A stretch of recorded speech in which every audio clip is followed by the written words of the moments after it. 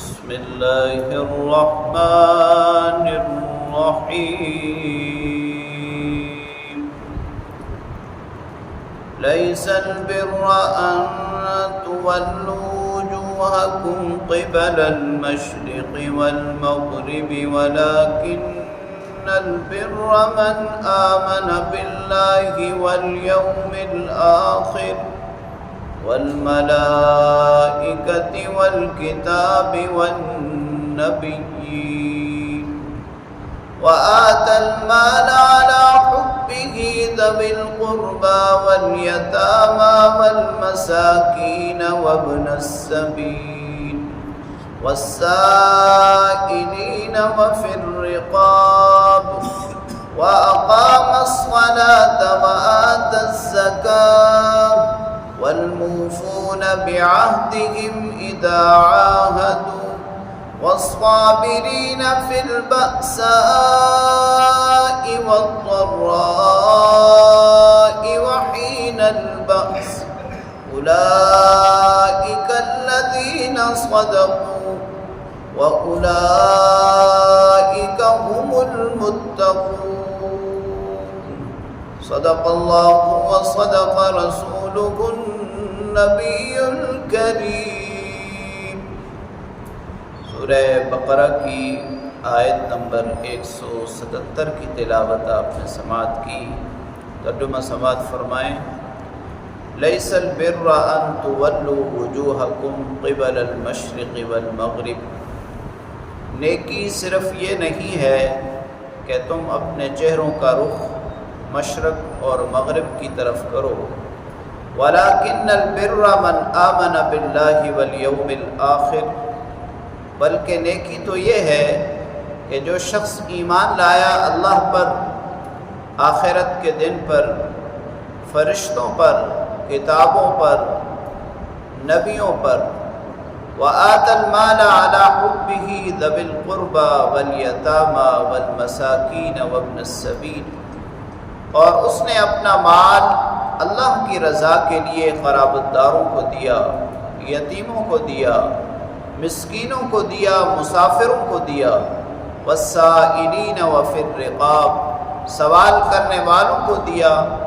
اور گردنیں چھڑانے میں دیا، وَأَقَامَ الصَّلَاةَ وَآتَى الزَّكَاةَ، نماز قائم کی، زکوٰۃ ادا کی،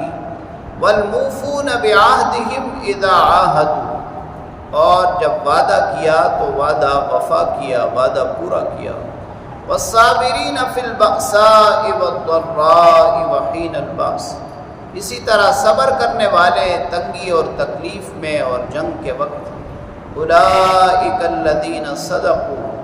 یہی وہ لوگ ہیں جو سچے ہیں، واولئک هم المتقون، اور یہی وہ لوگ ہیں جو پرہیزگار ہیں۔ تحویل قبلہ کا جب معاملہ ہوا تو یہودیوں نے اتنا پروپیگنڈا کیا کہ اللہ رب العالمین کو یہ وضاحت اللہ رب العالمین نے نازل فرمائی کہ سارا کا سارا دین، ساری کی ساری خیر، ساری کی ساری نیکی، ساری کی ساری بلائی صرف قبلہ میں نہیں ہے۔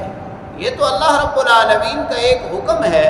جب اللہ حکم دیں کہ بیت المقدس کی طرف منہ کر کے نماز پڑھو تو وہ قبلہ ہے،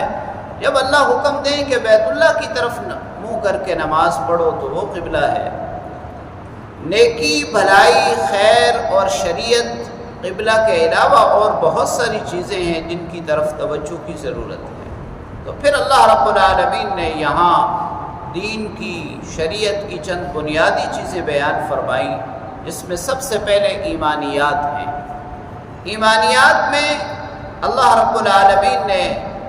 کن چیزوں پر ایمان لانا ضروری ہے؟ اللہ کی ذات پر ایمان لانا ضروری ہے کہ اللہ رب العالمین ہی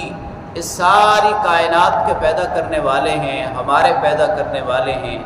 ساری کائنات کے مدبر ہیں، ساری کائنات کے خالق ہیں، زندگی اور موت کے وہی مالک ہیں۔ اور اسی طرح آخرت کے دن پر ایمان لانا کہ اللہ رب العالمین نے ایک دن مقرر کیا ہے اور اس میں حساب و کتاب ہوگا اور پھر کامیابی اور ناکامی کا فیصلہ ہوگا۔ اسی طرح اللہ کے فرشتوں پر ایمان لانا کہ وہ اللہ رب العالمین کی ایک نورانی مخلوق ہے جو اللہ کے حکم کے پابند ہیں۔ آسمانی کتابوں پر ایمان لانا، اللہ کے بھیجے ہوئے انبیاء علیہم الصلوات والتسلیمات پر ایمان لانا۔ دوسری چیز حقوق العباد کو بیان کیا کہ اللہ رب العالمین نے یہ حکم دیا ہے کہ اللہ کی رضا کے لیے اپنے مال میں قرابت داروں کا، یتیموں کا، مسکینوں کا، مسافروں کا، سوال کرنے والوں کا، اور اسی طرح جو غلام اپنی جان چھڑانا چاہتے ہیں یعنی مکاتب ہیں، ان کی آزادی کے لیے مال دیا جائے۔ اسی طرح حقوق العباد کے بعد حقوق اللہ کو بیان فرمایا کہ نیکی، شریعت، بھلائی یہ ہے کہ آدمی نماز قائم کرے اور زکوٰۃ ادا کرے، اور پھر کچھ اخلاقیات کی چیزیں بھی بیان فرمائی کہ جب وعدہ کیا جائے تو وعدہ پورا کیا جائے، وعدہ خلافی نہ کی جائے، اور زندگی میں اب اگر کہیں تنگی ہو، تکلیف ہو یا جنگ کا عالم ہو